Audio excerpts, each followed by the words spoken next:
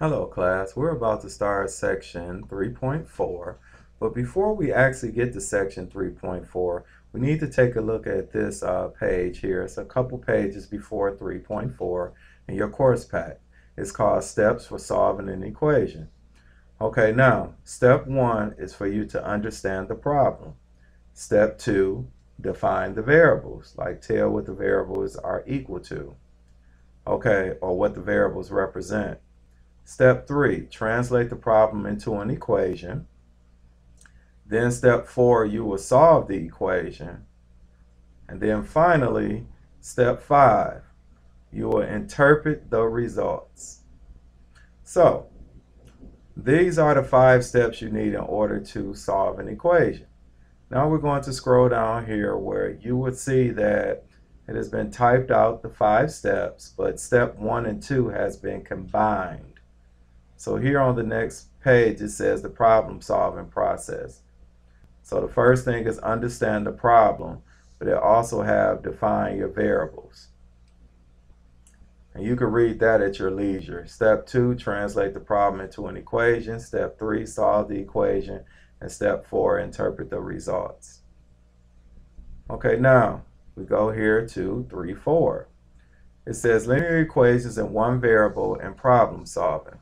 The distance by road from Cincinnati, Ohio to Denver, Colorado is 71 miles less than the distance from Denver, Colorado to San Francisco, California. If the total of the two distances is 2,399 miles, find the distance from Denver to San Francisco. Now the first thing we need to do is understand the problem. We're trying to find the distance from Denver to San Francisco. That is the first thing that we understand. The second thing is we need to define our variable. So now we could say this here. The distance from Cincinnati to Denver is dependent on the distance from Denver to San Francisco. So x is the distance from Denver to San Francisco. Because if you find the distance from Denver to San Francisco, all you have to do is just subtract 71 and you will get the distance from Cincinnati to Denver. So now, we go down here to step 2, where we translate this into an equation. So what we would do is the two distances added together would give us 2,399 miles, which is actually stated here. It says if the total of the two distances is 2,399 miles, then that means that they need to be added together to get the 2,399 miles. So now, our next step, we need to solve this equation. Now remember, we're solving for x, so we can find the distance that x represents, which is, I'm going to scroll back up here, because my screen is a little too large to have everything at one time.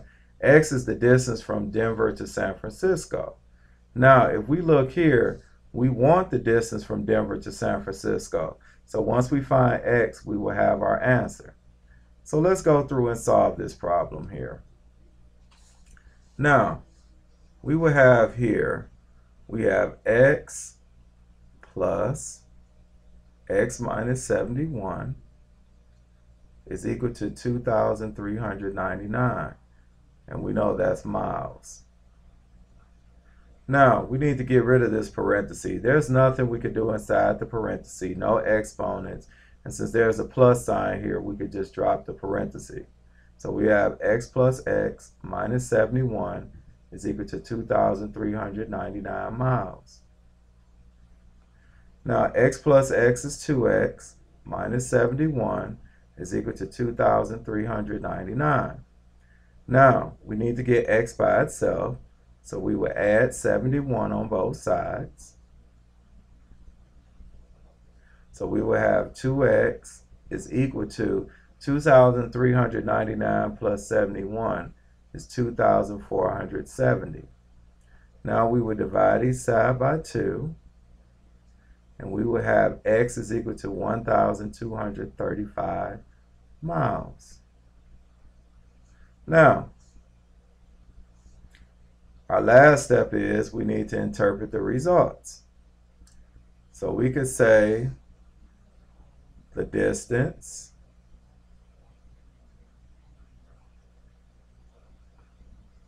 from Denver to San Francisco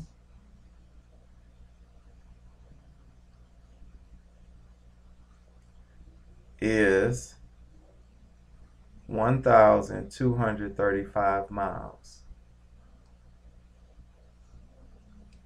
Now, when you interpret the results, you actually answer the question by writing it out as a sentence. Now, we need to move on to the next problem. It says a woman's $57,000 estate is to be divided so that her husband receives twice as much as her son. How much will each receive? Now, if we find out what the son gets, then we know we just need to double it to get what the husband gets. So X is the son, 2X is the husband. Now, her estate is $57,000. So if she's going to divide it between them, then all we need to do to find out what this is equal to is add the X and the 2X. The son's share and the husband's share should give us $57,000. Now we want to find out how much each receives, so we go through and solve this problem. So we have X plus 2X is equal to $57,000. X plus 2X is 3X and is equal to $57,000. Now we divide each side by 3, and X is equal to 57,000 divided by 3 is $19,000. Now if you did not know that, we could go off here to the side and take 3 into 57,000. 3 goes into 5 once. 5 minus 3 is 2. Bring down our 7. 3 goes into 27 9 times. Now 9 times 3 will give us a minus 27. And since all the rest are zeros, we will write zeros here. So it's $19,000. Now we know the X represents the son. So that means that this is the son's amount. And then double this would be 38,000, which is the husband's amount. Now you can put a notation here, say equal to son and equal to husband. Now we could write this out. We could write this out. The son receives $19,000 and the husband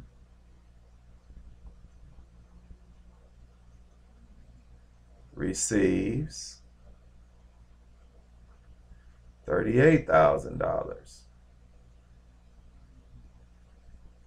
And that is your final answer for this problem here. Some reason it wouldn't, okay, there we go. Okay, this is your final answer for this problem here. Now we scroll down to the next problem. Now we move on to the next problem. It says, at the movies, popcorn costs $5 less than the ticket. If a ticket and a popcorn together cost $11, what is the cost of a ticket? Now, if you notice here, popcorn is dependent on the cost of a ticket because it said popcorn costs $5 less than the ticket. So if we know what the ticket is, all we would have to do is subtract $5 from it. So X is equal to the ticket. And then X minus 5 is equal to the popcorn. So now we defined our variable. Now we have to write our equation. It says a ticket and popcorn together cost $11. So what we would do is we would add them together. We would have X plus X minus 5, and that would equal $11. Now, Again, we're trying to find out what is the cost of a ticket. So now we go through and solve this problem here. Now we will have x plus the parenthesis x minus 5, and it's equal to $11. Now, since we cannot do anything inside this parenthesis and there is no exponents, and it's an addition sign in front of the parentheses, we would just drop the parentheses, and we have x plus x minus 5 equal to $11. X plus x is 2x, minus 5 is equal to $11. Now, we will add 5 to both sides. So now we will have 2x is equal to $16. Now we have to get x by itself, so we would divide each side by 2, and x is equal to $8. And we know that the ticket is $8. So now we could say the ticket is $8.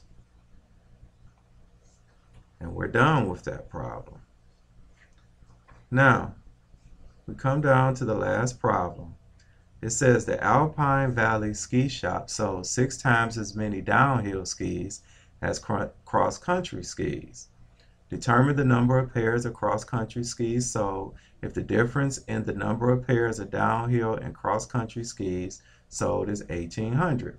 So first of all, we need to find out what x is equal to. So it says here, Alpine Valley Ski Shop sold 6 times as many downhill skis as cross-country skis. So we know x will have to be the cross-country skis.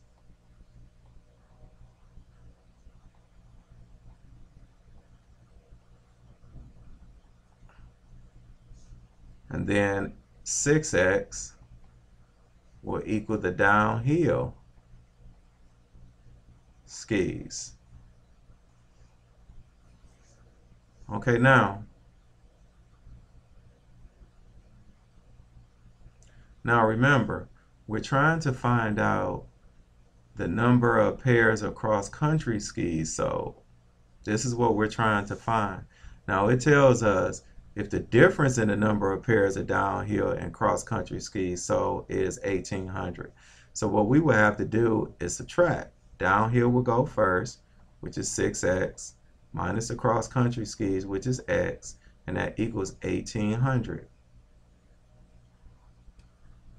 Now, since we're trying to find out how many cross-country skis, so whenever we get our x value, that will be our final answer.